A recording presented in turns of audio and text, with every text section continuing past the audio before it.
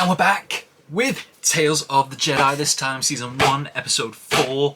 Yeah, and we are officially into the second half of this show. I'm going to try and get all three done tonight, although I will be completely surprised if this camera doesn't overheat in like 5 minutes, because it is hot as hell in this country right now. So if you see me doing this a lot, it's not because I've got some weird twitch or something. It's literally hot.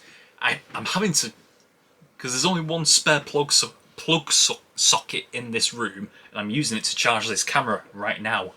I wish I could be using it on my fan, and believe me, common decency is the only reason why I'm not doing this reaction topless. So I'm sorry to all you fangirls out there who apparently want to see my chest, but no, it's not going to happen.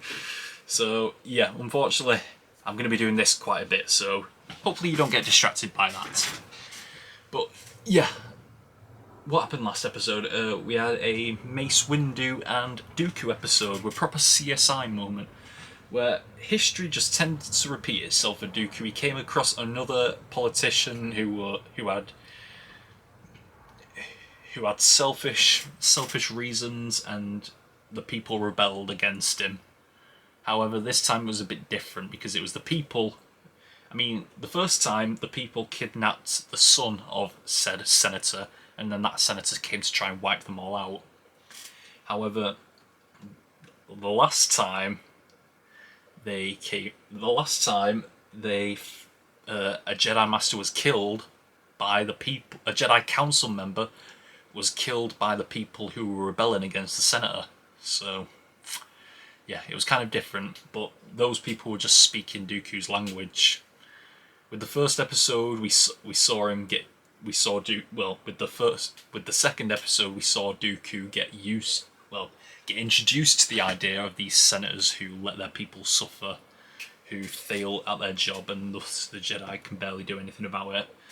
And last episode, it really hit home for him, like, the Jedi are basically just the servants of the Republic now, and the Republic are full of people with agendas, of senators with agendas. And it's not what the Jedi were supposed to be. Even Windu said the most hypocritical thing. He was like, "We're guided by our own counsel and not politics or ego." That is exactly what you're guided by in the Clone Wars era, and it leads to Sidious screwing you over. So, yeah. The end of Dooku's Jedi tenure is on the horizon, and I have a feeling it's going to happen in this episode. So yeah, because I know we're supposed to get 3 episodes with Dooku and 3 episodes with Ahsoka. They went with the Ahsoka episode first, and now we're going with the 3 Dooku episodes, so I imagine the last 2 are going to be the Ahsoka episodes. Because you forget, well, if you didn't know, I'm watching this on Disney Plus. Disney Plus comes with thumbnails of screenshots from each episode, so I know that Dooku is going to be in this one. I knew that Mace Windu was going to be in the last one, and I can see that the last 2. Well, I can see that the next one has Anakin and Ahsoka in it, so yeah, this one has Dooku in it. So I know that. That's not me spoiling myself, it's Disney Plus spoiling it for me, so yeah. Anyway, this is going to be a reaction on Patreon. Who knows if it'll ever make it to YouTube? It may one day. Maybe all of these Patreon exclusives will make it to YouTube one day. But for now, it's going to be Patreon exclusive. But if you're on YouTube, you're going to be watching my spoiler review for this episode. But if you're on Patreon, you're going to be watching the full-length reaction to Star Wars Tales of the Jedi Season 1, Episode 4, starting right now. Oh.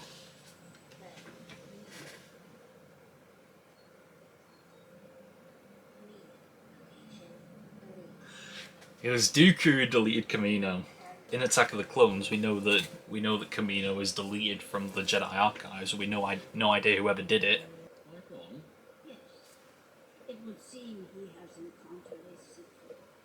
Oh, this is at the time of Phantom Menace. Okay, during the time of Phantom Menace. Qui-Gon.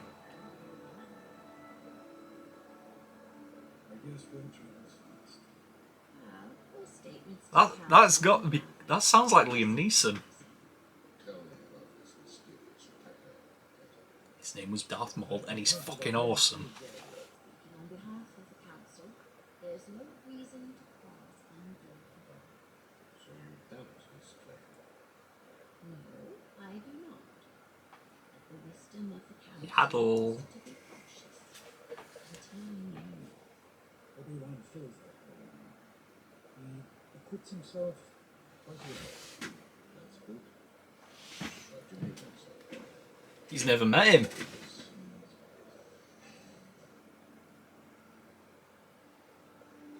He's never met Obi-Wan. Holy shit.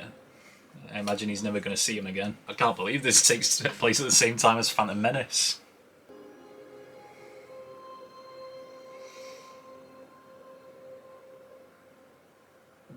He walks into the dark side, she walks into the light. I like that. I like that a lot. I say every episode. This show is impeccable in how it looks. I know what this is.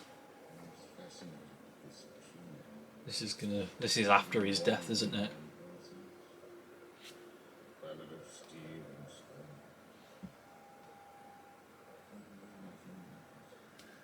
So Qui-Gon comes from Tatooine as well. Okay. And you can do this. What choice Wow.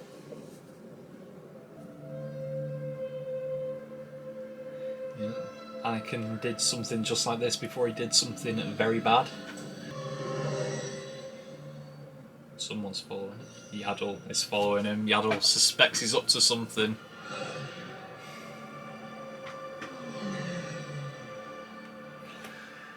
Oh. Oh, he's going to the place where he usually meets Sidious. He's already meeting with him. gone too far? I don't know what you mean. Why don't you? You allowed Maul to kill him. You lost an apprentice, and so did I. You question my loyalty? Always. I have done. I wonder if this is Ian McDiarmid as well, or is this Sam Witwer? If we are to succeed. Sounds like Sam Witwer. No. This ends here, Sith Lord. So I have been betrayed. No.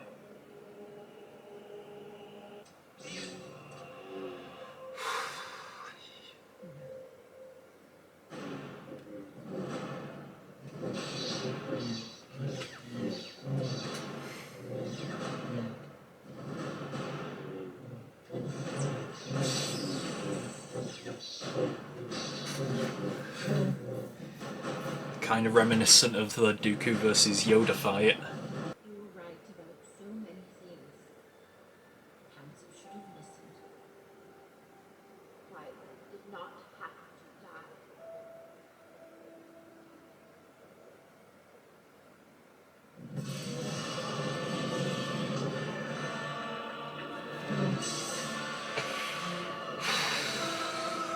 I'm just waiting for her to die.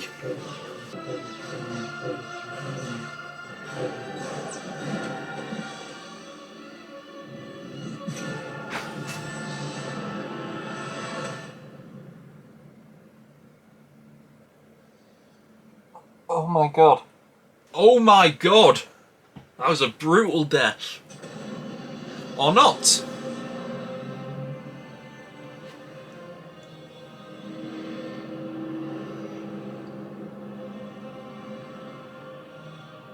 Sidious doesn't like the light.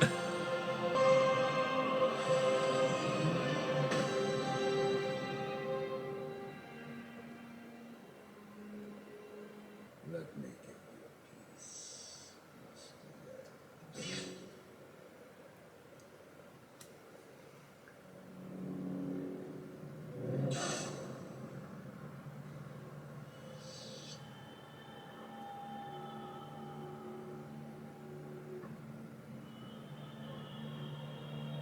Those eyes.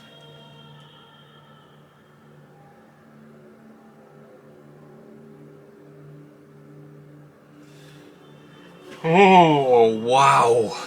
Liam Neeson. Bryce Dallas Howard as Yaddle. Ian McDermott as Sidious. There we go. Okay, I was wrong. I thought it was Sam Witwer, but they got actual Ian McDermott back. Well done. Yeah, Liam Neeson as well. I love it. I love that he's so willing to come back as Qui-Gon Jinn. He did it in Clone Wars. He did it in this. He did it in Obi-Wan Kenobi. I love that he's always willing to come back to play Qui-Gon Jinn. Yeah. Oh my god, ranking this episode, it takes it to the top for me. It takes it to the top just to see the turning. Well, you didn't even really see the turning point. It's weird that we didn't see the turning point, but it was definitely a gradual. It was definitely a gradual thing. Like, so many things led to Dooku becoming who he is, who we know him as in the films. But yeah, we just seen the point where he finally takes that final step to being a Sith. But yeah, starting off with Dooku deleting Kamino from the Jedi archives.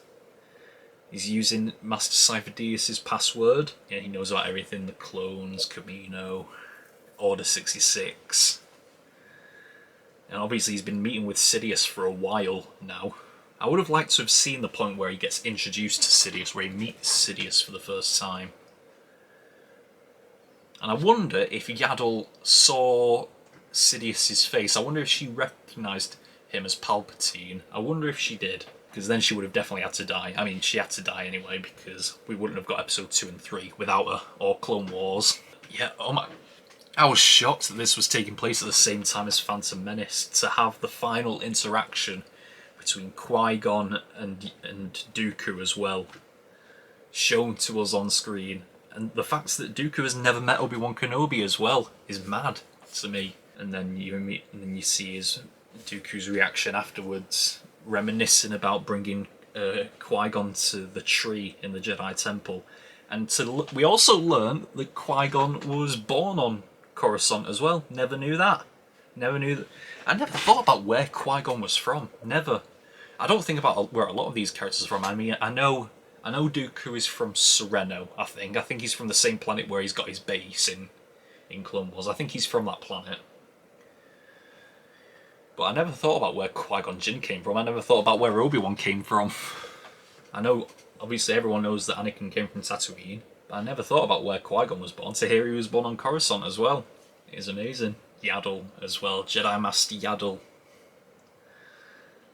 Yes. She learnt about it all. She discovered the great plot of what was going to happen. Well, she didn't really know about Order 66, but she knew about Kamino, she knew about the clones, she knew about Sidious. And it turns out she resigned from the Jedi Council because she started, well, she didn't exactly see things the way Dooku did, but she understood what he was saying, she understood where he was coming from. Like, she recognised that for years Dooku was trying to tell the Council about this thing happening, and their ego blinded them to what was coming. And it seems like Yaddle was trying to be like a balance in between, like a middle ground where she is on the council and she does, because the council outright refuses Qui-Gon when he says that I saw a Sith Lord, and they're just like, no, you didn't see a Sith Lord. They've been gone for 1,000 years. There's no way they could come back without us knowing about it. And Dooku is on the other side. He's saying, like, Sith can return. Like, our own ego blinds us to any threat that could come up. And yeah, they're not listening. The Council is outright denying that the Sith have returned, and Yaddle is like saying, like, we're not just gonna outright panic about it until we know it's true. So she's trying to be like a middle ground. And once Qui-Gon died and the Jedi find out it's a Sith, she resigns from the Jedi Council. She steps down from the Jedi Council and she kind of sees things the way Dooku does. Like, she sees she sees where he's coming from. She's just not on board with dealing with a Sith Lord. God, imagine what would have happened if she managed to live and make it back to the council and tell them what had happened. It's mad. Dooku was also talking about, like, you allowed Maul to kill Qui-Gon.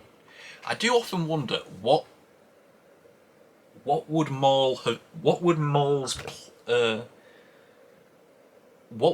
place have been if he had survived? Well, he did survive the Duel of Fates because we've seen Clone Wars and we've seen Rebels. We know what happens. What would have happened if he had made it out of that fight unscathed? What if he had killed Qui-Gon and Obi-Wan? What would Sidious have done with Maul after that? Because Maul serves no purpose after that, because he needed Dooku to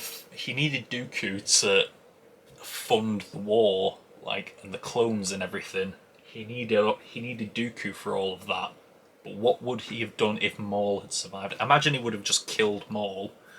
It's just, I do wonder sometimes, like, would he have kept Maul around for anything else? Because he seems like because in Clone Wars, in the episode where he fights with Maul, he preaches on about the whole thing, like there can only be 2 Sith. So that's got me thinking he might have just killed Maul if Maul had survived. I do wonder, like, did Sidious want Maul to kill Obi-Wan as well?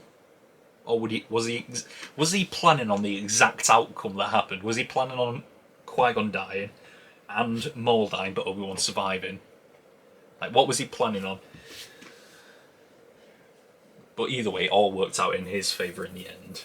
Oh, and then that moment, the fight between Yaddle and Dooku reminded me of the fight with Yoda in episode 2, so that's great. And oh my god, I thought that might have been the most brutal death scene in all of Star Wars, when he closed that door on her, that spiked door. When that crashed down, I thought, oh my god, that is the most brutal death in all of Star Wars. But then she lifts it up for just a moment, bringing light into the room. Sidious is cowering away from it, and Dooku's just, like, admiring her strength.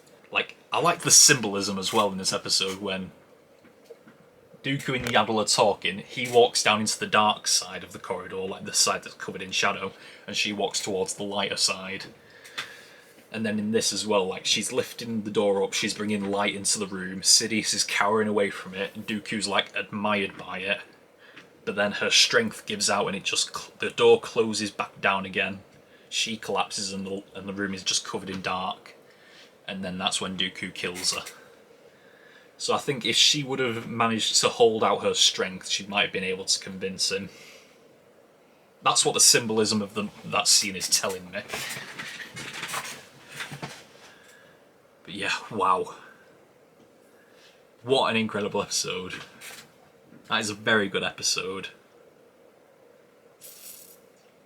Yeah, I'm going to be watching reactions to these episodes, but I've got to get on to episode 5 soon. But for now, that is all we've got for episode 4 of Tales of the Jedi. Until next time, we are over and out. Bye!